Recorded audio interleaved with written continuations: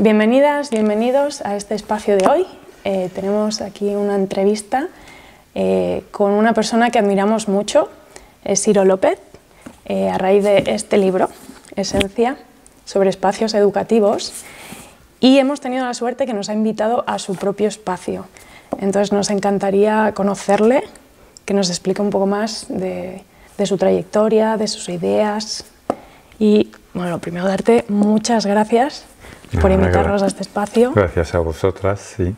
Sí, que es un poco su espacio también hasta interno, ¿no? Aquí expresas un poco quién eres tú incluso, diría. Sí, siempre todo el espacio habla de quien lo habita, sea una escuela, una casa, ¿sí?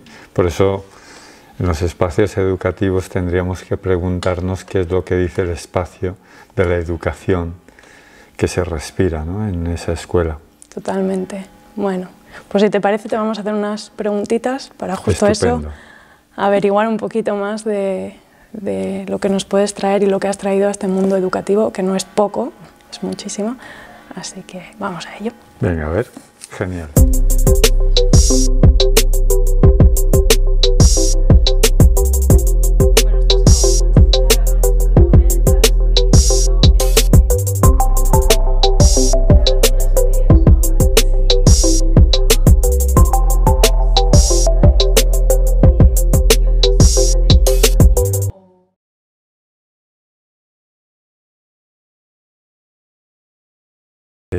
He sido muchos años profesor y siempre he combinado el tema artístico porque ya desde niño, sí, como he tratado de mantener lo que de niño hacía todos los días, que era pintar, bailar, etcétera, etcétera, ¿no? Entonces es algo que a medida que iba descubriendo áreas en las que quería estar, pues lo he mantenido también como adulto.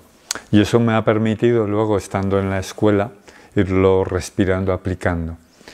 Y sí es verdad que antes de empezar el curso necesitaba acondicionar el aula, hablando de espacios, ¿no?, más allá de tema metodológico y demás, pero por intuición y necesidad personal. El tema de la estética, el tema de disfrutar de ese lugar en el que íbamos a estar gran parte de todo un año, ¿no? Y luego siempre me encargaban también, hazte cargo de los festivales, del teatro, de las fiestas. Y desde ahí, antes de empezar cualquier proyecto teatral con el alumnado, tanto en infantil, primaria o secundaria, que he estado también dando clase en formación profesional y ahora estoy como profesor en varias universidades, pues en el teatro me pasaba meses con el alumnado, limpiándolo, acondicionando los camerinos, el vestuario, la parte técnica, la electricidad, algo tan básico como eso, ¿no? Entonces, primero esos meses acondicionaba el espacio y a partir de ahí comenzaba con el alumno. Pero es curioso que con el propio alumnado, el que participe en la limpieza, pintura, el añadir espejos en los lavabos, hacía que luego ellos se sintiesen orgullosos, ¿no?, de su propio teatro, de las obras, de los ensayos, etc. Luego, posteriormente, sí decidí ponerme a investigar el por qué y el para qué, ¿no?, qué dice la psicología, qué dice la pedagogía, las diferentes corrientes pedagógicas, qué dice la neurociencia, pero que dice también las técnicas de creatividad o cómo debe estar presente la tecnología, porque la tecnología no es solamente una tablet, es también qué tipo de iluminación necesitamos, ¿no?, qué tipo de sonido, ¿no?, o acústica debe tener un espacio, y de ahí que sintiese la necesidad de compartirlo, de ayudar mediante asesorías, formación y con las publicaciones, ya sea libro o en artículos, ¿no? Claro. Siempre he trabajado tema arte, educación y ámbito social. Trabajo mucho en las cárceles, también en hospitales, en psiquiátricos o en campos de refugiados, etcétera, ¿no? Esa experiencia creo que tiene mucho que ver también el tema de la dignidad, ¿no? Y en concreto con las cárceles, lo más llamativo es que en ocasiones hay escuelas que están mucho peor que algunas cárceles. Y no es de recibo el que nuestros propios hijos estén en escuelas con una abundancia de rejas, con una abundancia de hormigón, con una abundancia de mensajes de prohibido, prohibido, etcétera, etcétera, ¿no? Entonces, hoy se sabe que ciertos espacios generan conflicto, que generan violencia, ¿no? Tanto el diseño de una ciudad, de un barrio o de una escuela puede penalizar, puede castigar, porque está diseñado más en el control y en el castigo que en la felicidad, en el juego y en la belleza, ¿no? Por eso yo creo que es importante que nos hagamos preguntas de cómo queremos, no solamente el alumnado, cómo queremos trabajar como educadores, ¿no? A mí me gusta lanzar, ¿no?, la frase, ¿no?, porque tenemos que trabajar en lugares tan cutres, porque hay espacios que nos enferman o nos sanan o nos incentivan la creatividad. Por eso hay esa diversidad de escuelas. Hay escuelas que te enamoran y hay escuelas que te entristecen, que te lo ponen más difícil. Entonces yo creo que tenemos que buscar soluciones, incluso cuando no tenemos presupuesto, para generar, yo creo que no ya una utopía, una realidad que genere ilusión.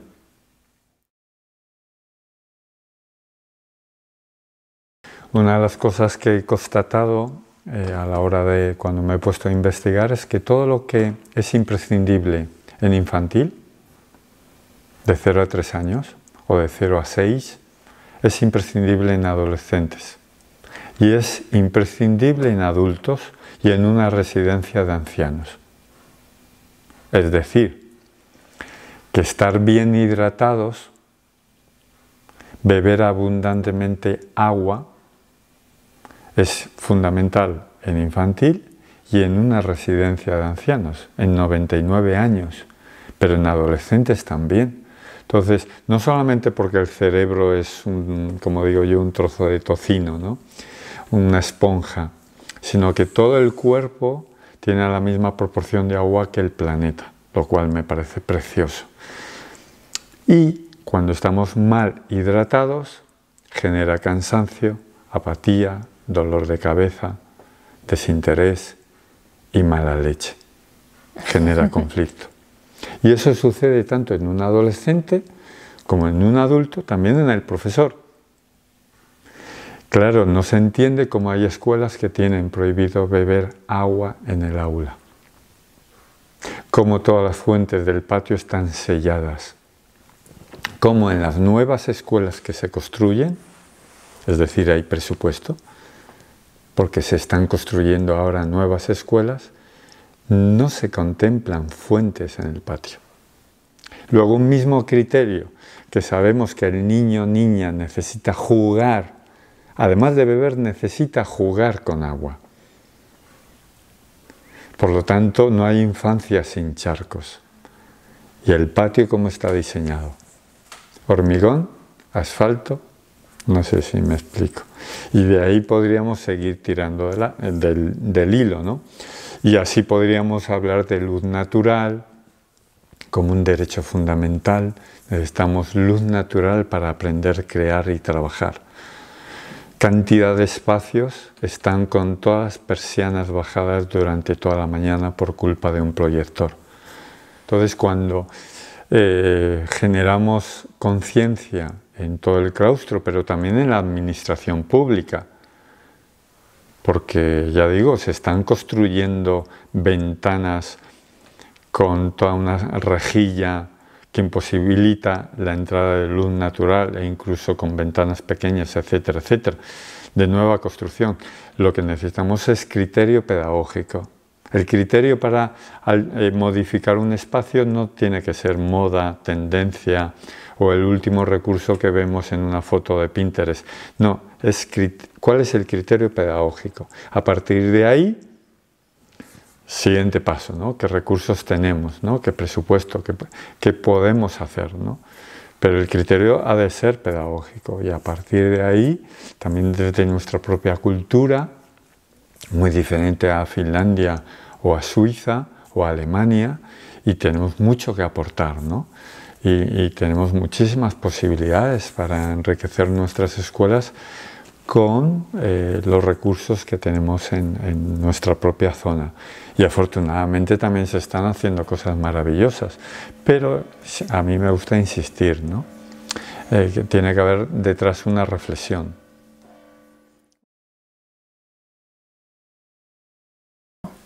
Hombre, yo creo que tenemos que entender que como profesionales, educativamente hablando, tenemos que estar aprendiendo durante toda la vida. Pero eso como profesionales, un profesor, profesora, un educador, pero un artista, un cineasta, un músico, un ingeniero, el personal de enfermería. O sea, no es estudié magisterio y se acabó, haciendo un poco de caricatura, que espero que nadie esté en esa situación, ¿no? Pero ese estar aprendiendo constantemente quiere decir que tenemos que también volver a las fuentes, que innovación no quiere decir destruir y abandonar pedagogías del siglo XIX. Es decir, que en el siglo XIX hubiese imprentas en las propias escuelas, que hubiese animales en las propias escuelas y hubiese teatro en las escuelas. La pregunta es ¿por qué en el siglo XXI dejamos de imprimir revistas? Ah, porque ya lo digital, no, perdona. Los libros, el alumno tiene que escribir, editar y generar cultura. Entonces, acudir a las fuentes, seguir investigando qué nos dicen nuevas ramas del saber, ¿no? Hoy sabemos mucho más de nuestro cerebro, pero no solo cerebro, también aprendemos con las manos, también aprendemos con el resto del cuerpo.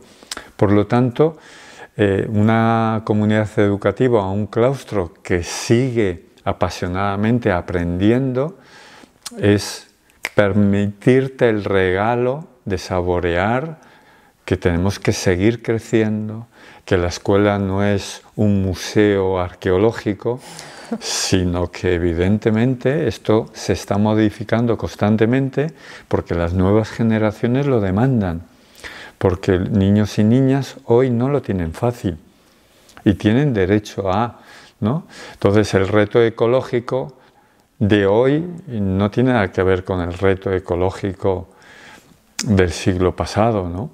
Y hoy, evidentemente, yo creo que educar es apasionante, pero no podemos seguir haciendo lo mismo que hace 20 años. No tiene razón de ser, ¿no?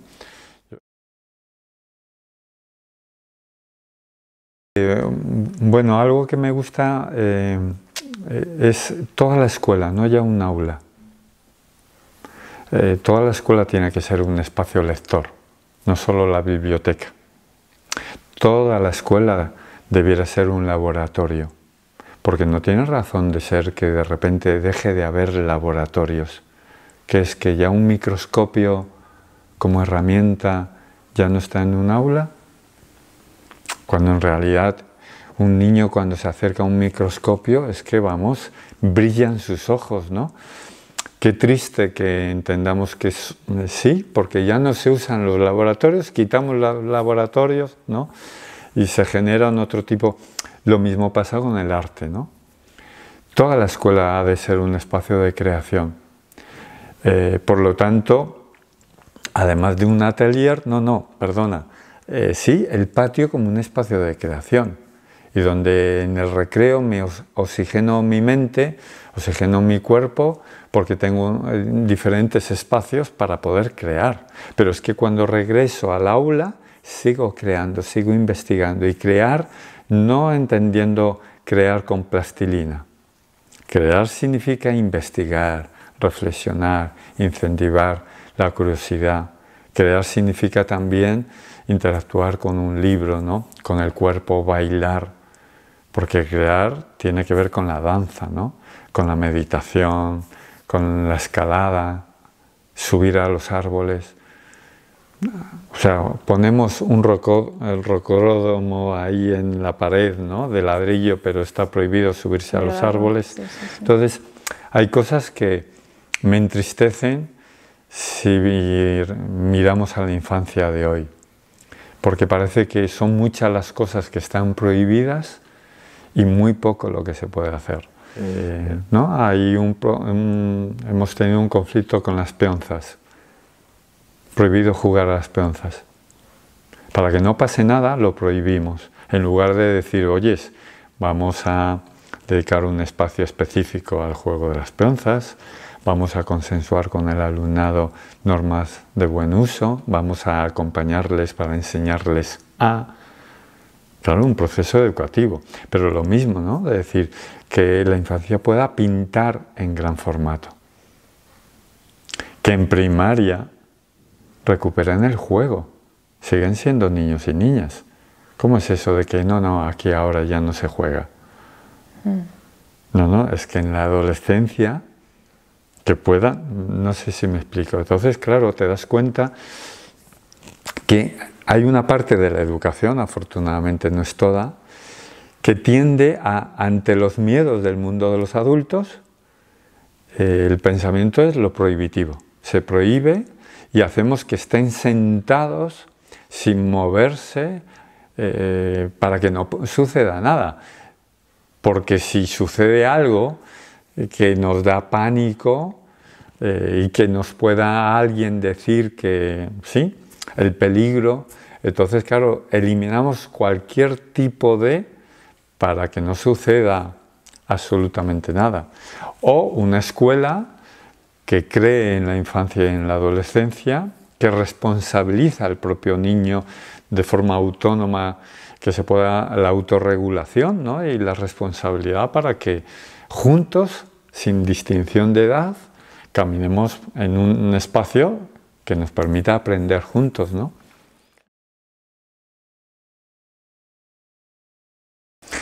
A mí me gusta decir que el primer cambio en los espacios educativos hay que darlos aquí. Y es normal también que pase el hecho de que haya resistencias. La comunidad educativa está muy cansada, no digamos ya después de la pandemia, pero el estar en una escuela en el día a día es estar a 1000. Y estar resolviendo cantidad de frentes y no nos permite reflexionar, pararnos a decir qué nos está pasando, qué necesitamos. Es necesario hacer tantas cosas porque no hacemos menos, pero más profundamente. Pero claro, separarse parece un lujo, porque la sociedad está yendo a alta velocidad. Y esto se está contagiando en la escuela, en las familias y en la infancia. Hay niños ya estresados. Y es un termómetro que nos tiene que doler. Luego, con esto estoy diciendo que es normal, pero no lo tiene que justificar. Porque nos pasa factura. Entonces yo creo que es importante decir, ¿esto realmente nos está ayudando? ¿Realmente lo necesitamos? ¿Sí? Porque al final es ir en contra de, ¿no? Hay resistencias y también cuando se van acumulando demasiadas heridas, tanto emocionales como de otro tipo, en el claustro te das cuenta que hay un porcentaje de profesorado que puede llegar a quemarse. Y para justificar esa herida, pues hay quienes hemos tenido todos compañeros que se posicionan en una situación de ataque, de la queja, ¿no? Hay especialistas en la queja que, como lo hacen todos los días, lo hacen maravillosamente bien y que pueden arrastrar a todo un equipo. Y eso tenemos que tener cuidado porque al igual que hablamos de relaciones tóxicas, pues en un claustro también podemos dejarnos arrastrar por esa queja, no se puede, imposible, no hay presupuesto, no hay tiempo, no, el sombrero negro, ¿no? Y en estos casos, ¿tú qué haces? Yo en mi vida personal, esto te lo encuentras todos los días, pero yo siempre he optado por aquello que me enamora. Tengo claro cómo quiero vivir. Y dificultades nunca nos van a sobrar. Pero tampoco en un hospital las dificultades y el dolor está siempre presente. Pero como profesional, ¿qué es lo que te ilumina? Poder ayudar en una situación de dolor, ¿no? Un educador, yo creo que tiene que apostar por una escuela feliz. ¿Parece utópico? Pues yo me he encontrado escuelas que eso es real. Para mí es muy importante generar ilusión, esperanza, ver que es posible, que se puede, que alimentando la estética, involucrando a las familias, involucrando al alumnado, hay modos muy creativos que nos permiten, incluso estando en escuelas sin presupuesto, no con un poco de presupuesto, sin presupuesto, con proyectos participativos, con comunidades de aprendizaje, se hacen realmente cosas increíbles. Y esto es real, existe. Y me gusta siempre presentar, no, es que esto es de la escuela, esto solo es Finlandia, países nórdicos. No, mira, en Vallecas, mira, en este otro, mira, escuela pública. Sí, porque muchas veces, no, eso solo lo puede hacer la escuela privada. Es falso, ¿no? Y aún así, hay quienes quizás no quieran. Bueno, yo siempre me gusta insistir, busca alianzas, ¿no? Busca 2 o 3 personas que están también deseando, que están junto a tu lado, que también quieren vivir de otro modo. Y es posible. Porque si no, te carcome la queja o el pesimismo. Y hay muchos motivos para el pesimismo. ¿Pero compensa? No. Entonces, solo por un niño, solo por esa niña, mereció la pena. Muchas veces no es posible lograr ese contagio a los 600, ¿no?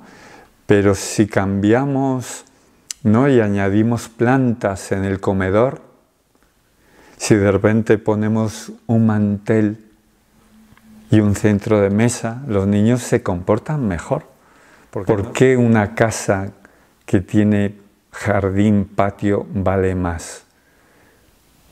¿Por qué una casa con vistas a un parque, el arquitecto que no ha hecho el parque te cobra más? Porque no sana el parque, ¿no? Por lo tanto, tener plantas en el aula no hace falta pedir permiso a nadie. Se puede hacer, se pueden traer esquejes de casa, no hace falta comprar las plantas. Se pueden sembrar árboles desde semilla. O sea, hay cantidad de modos de transformar una escuela que yo creo que es fundamental enamorarse. Cuando te encuentras niños que tienen que aprender en una caja pequeñísima, pero encima comen en esa misma aula y duermen en esa misma aula. La pregunta es, ¿tú estarías dispuesto a hacer eso mismo? ¿Por qué lo hacemos con los bebés? ¿Por qué no asignamos un espacio para comer con calidad? A nosotros nos gusta cambiar de espacio. Pero el bebé, como no protesta, les tenemos en el aula y les servimos la comida en el mismo aula. No sé si me explico. Entonces, que luego en la escuela de repente tenemos espacios pequeños, pues hay fórmulas, estrategias creativas para que un espacio pequeño no esté agobiado. Podemos añadir un espejo, las plantas oxigenan, no solamente en cuanto al aire, calidad de aire, sino la mirada se transforma porque no sé si me explico. El comedor tiene que ser calidad restaurante. La escuela tiene que ser calidad museo. Papel continuo, cosas pegadas con celo, perdona, no.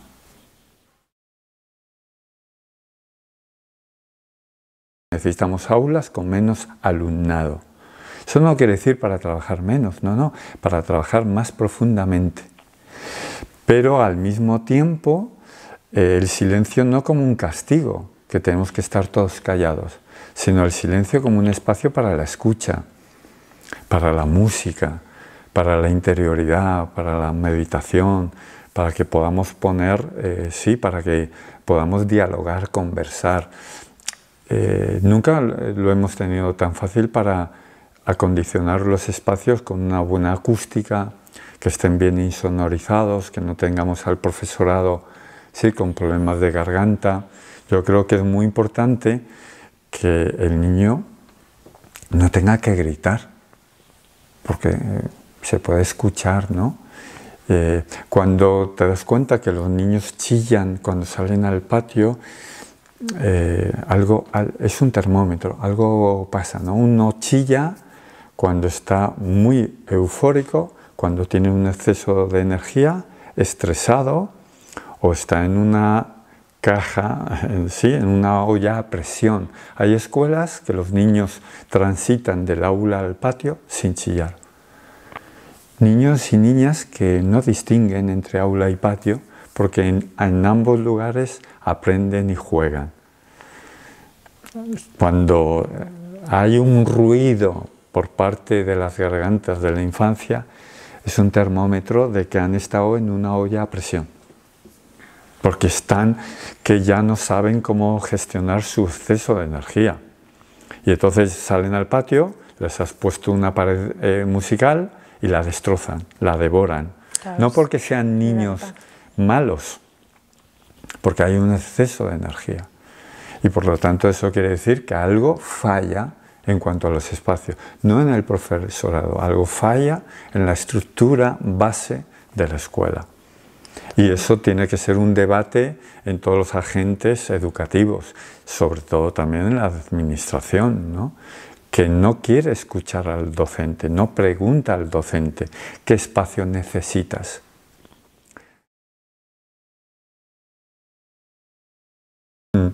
Es de hecho otra de mis pasiones. Mi próximo libro va a versar sobre creatividad, porque es otro de los temas que me preocupan y me apasionan, y que por experiencia personal pues veo que muchas veces estamos en desiertos creativos, ¿no? Como la infancia nos llega con muchísima creatividad, como la adolescencia es una edad maravillosa, con una energía increíble para expresar, ¿no? Para crear y transformar la realidad, y sin embargo pues están en verdaderos desiertos, ¿no?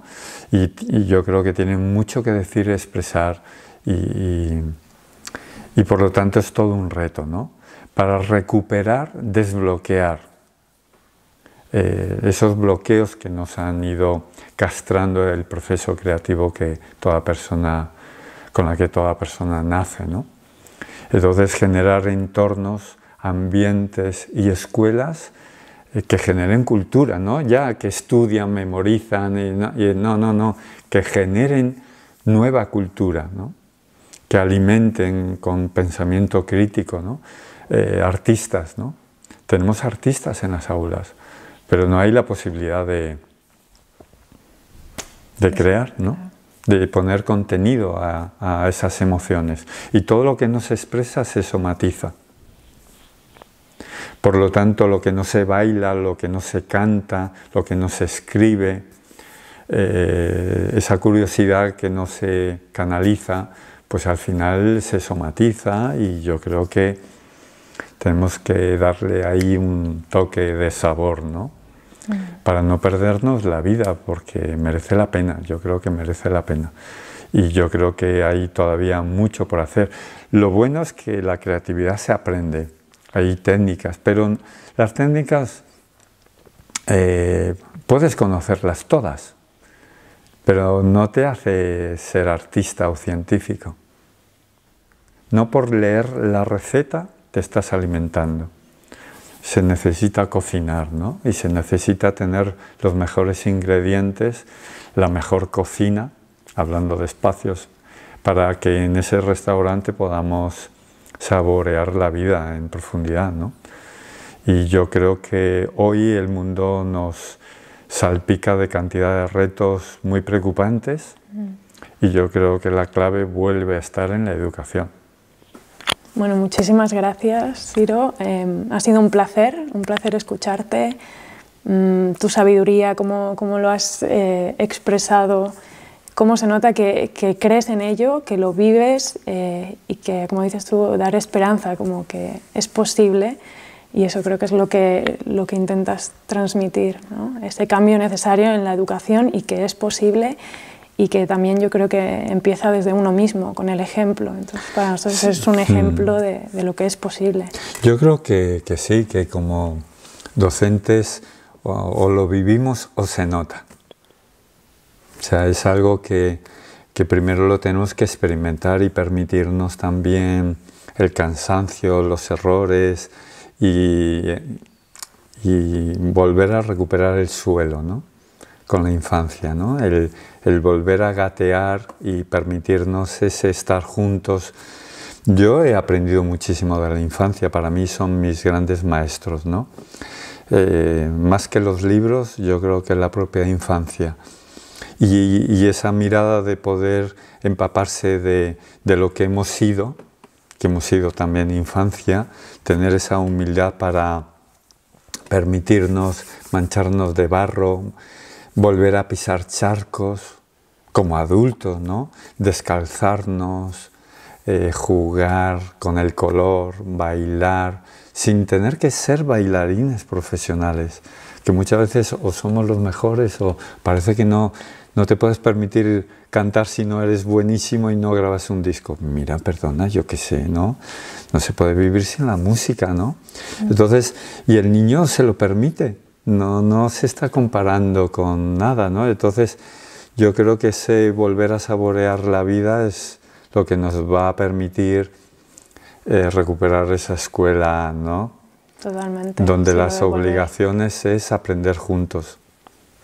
Volver a ser niño, ¿no? Sí.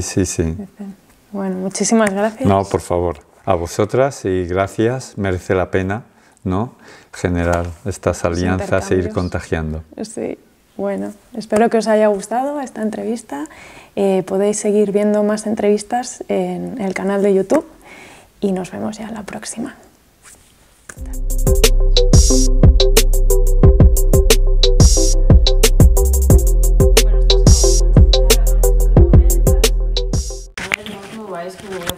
Ah, sí, la foto. Por favor. Pero has puesto los 10 segundos. No está grabando y luego sacas captura. Oye, me haces trabajar el triple. Ahí el 10. Ahí. Irme, cerrar en grabación. Sigue grabando, ¿no? Ahora sí. Ah, pues aléjame ahí. Ahora. Vale, a ver, rec.